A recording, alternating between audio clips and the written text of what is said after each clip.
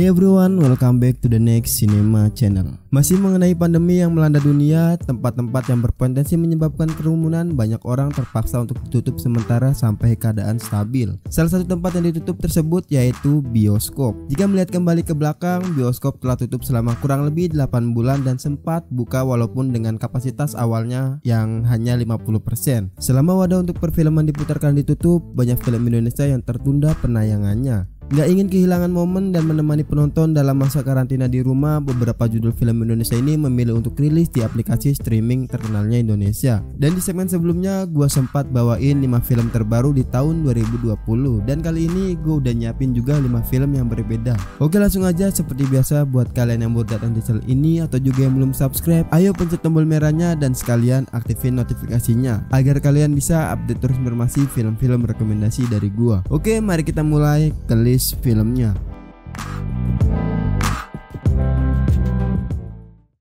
Film pertama ini dibuka dengan film drama keluarga yang memberikan cerita perjalanan pulang kampung yang memilukan. Film ini berjudul Mudik. Mudik berkisah tentang Aida yang sedang mengalami konflik rumah tangga dengan sang suami yaitu Firman. Di tengah konflik yang mereka hadapi, Aida dan Firman memutuskan untuk pulang ke kampung halaman mereka di Yogyakarta. Mereka berharap dengan melakukan mudik bersama, konflik yang mereka alami dapat teratasi. Di perjalanan, mereka dihadapi oleh sebuah kecelakaan yang merenggut nyawa seseorang dan mempertemukan mereka dengan pasangan suami istri lainnya.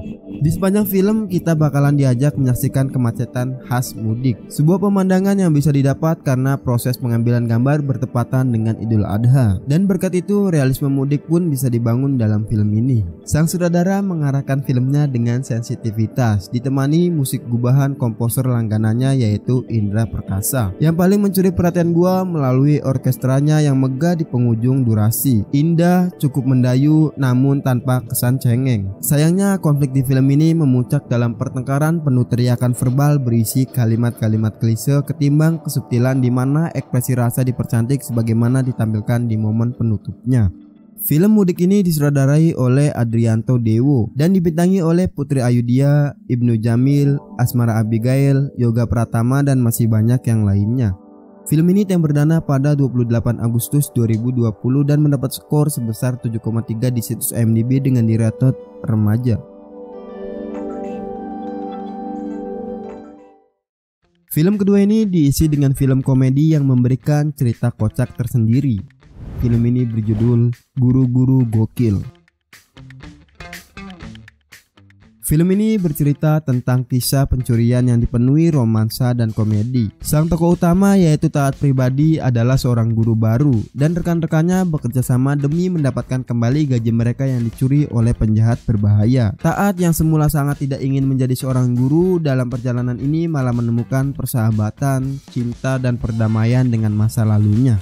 Dalam menonton film ini jarang ada pengalaman lonjakan emosi. Pembangunan dan pengembangan karakter terkesan buru-buru dan gak mendalami banget. Hal ini membuat penonton berjarak dengan para karakternya. Mulai dari awal film misalnya gak terlihat kegentingan bahwa Taat harus keluar dari kampung. Alasannya ayahnya yang sering memarahinya karena nilai jelek itu gak kuat buat film ini. Tidak ada simpati pada karakter Taat yang notabene karakter utamanya. Nggak hanya pada awal film, Guru-Guru Gokil juga klimaksnya sama. Pada salah satu adegan klimaks sepertinya sutradara dan penulis naskah ingin memperlihatkan bahwa Taat merasa terbebani oleh sosok ayahnya yang sempurna.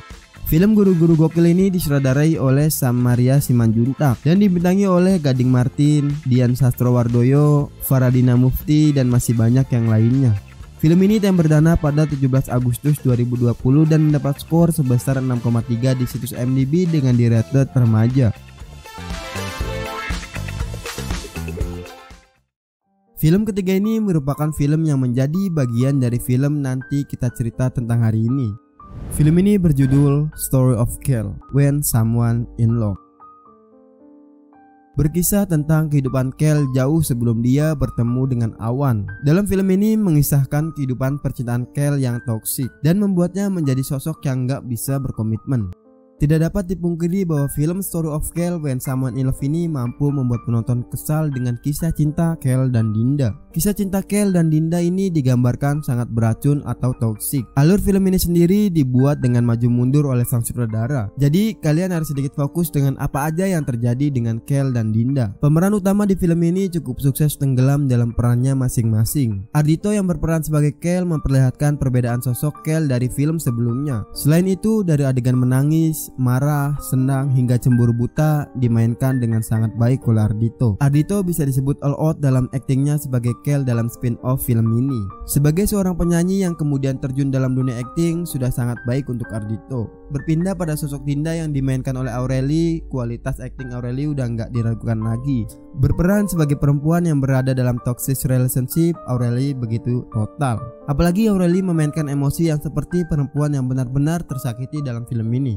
Film Story of Kale ini disutradarai oleh Angga Dwi Mas Sasongko dan dibintangi oleh Ardhito Pramono, Aureli Moremans, Arya Saloka, dan masih banyak yang lainnya. Film ini yang berdana pada 23 Oktober 2020 dan mendapat skor sebesar 6,7 di situs IMDb dengan di-rated dewasa.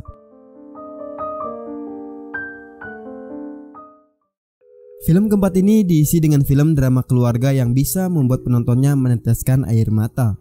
Film ini berjudul Sejuta Sayang Untuknya. Film ini bercerita tentang Sagala yang rela bekerja serabutan demi anak tunggalnya yaitu Gina. Sagala bekerja apa aja asalkan Gina bisa mendapatkan pendidikan yang tinggi setinggi-tingginya. Di sisi lain, Gina merasa apa yang dilakukan ayahnya tidaklah cukup, mengingat sebentar lagi dia akan masuk bangku kuliah dan memerlukan biaya yang lebih banyak. Gina meminta Sagala untuk berhenti bekerja dan dia berusaha mencari pekerjaan dengan bayaran lebih tinggi untuk memenuhi kebutuhan hidupnya. Memang gak semua elemen cerita dalam film ini berhasil. Beberapa bagian seperti kisah romansa yang ingin dibangun antara karakter Gina dengan karakter Wisnu, atau kehadiran karakter Doni yang berkesan cemburu atas hubungan yang terjalin antara Wisnu dan Gina gak pernah mendapatkan giliran yang mendalam. Beruntung sejumlah kelemahan penceritaan dalam Sejuta Sayang Untuknya masih dapat ditutupi oleh kualitas pengarahan Novianto serta penampilan departemen akting film ini. Arahan sang sutradara mampu mendorong ritme pengisahan film ini dapat tampil lugas dalam bercerita. Gak pernah terasa terburu-buru dan berhasil dengan baik memanfaatkan momen demi momen untuk menghadirkan kesan yang kuat. Sejuta Sayang Untuknya juga disajikan dalam tatanan produksi yang mumpuni. Tata sinematografi garapan Yudi Datau mampu menghadirkan gambar-gambar yang meskipun berkesan sederhana namun berhasil mengiringi atmosfer cerita yang ingin dihadirkan dalam setiap adegannya. Film Sejuta Sayang Untuknya ini disutradarai oleh Herwin Novianto dan dibintangi oleh Deddy Mizwar, Siva Haju, Umay Shahab, dan masih banyak yang lainnya. Film ini yang berdana pada 23 Oktober 2020 dan mendapat skor sebesar 7,1 di situs IMDb dengan di-rated remaja. Film yang kelima atau yang terakhir ini diisi dengan film yang digarap dan dimainkan oleh beberapa YouTuber terkenalnya Indonesia. Film ini berjudul Bucin. Bucin bercerita tentang 4 sahabat pria yang terjebak dalam hubungan yang gak sehat dengan pacar mereka masing-masing. Hubungan ini disebabkan karena keempatnya terlalu bucin. Agar terbebas dari hubungan itu, mereka memutuskan untuk mengikuti kelas anti bucin. Untuk urusan alur cerita, bagian awal film memiliki alur cerita yang cukup menjanjikan. Adegan escape room dan komedi yang terbilang cukup frontal pada awal, serta bagaimana mereka menggambarkan situasi seorang bucin dengan cukup baik. Tetapi pada plot pertengahan sampai akhir terasa seperti keteteran. Seperti apa fungsi dan peranan Chandra sebagai tokoh dalam kelas ini nggak terjelaskan dengan cukup baik. Lalu ada beberapa adegan lain yang sepertinya nggak terlalu penting untuk dimasukkan dalam alur cerita. Kurangnya penggarapan naskah dengan matang membuat plot cerita tengah seperti keteteran, sehingga dengan adegan plot twistnya yang harusnya cukup sulit ditebak pada akhir cerita ini menjadi terasa kurang menendang. Tapi tenang, kalau kalian gak mau mikir cuman pengen menikmati filmnya aja, ini salah satu film yang cocok untuk kalian tonton. Film Bucin disutradarai sekaligus dibintangi oleh Chandra Leo, dan aktor lainnya pun ada Andovida Lopez, Jovielda Lopez, Susan Same, Widika Sidmore, Karina Salim, dan masih banyak yang lainnya. Film ini yang berdana pada 18 September 2020 dan mendapat skor sebesar 4,0 di situs IMDb dengan di-rated remaja.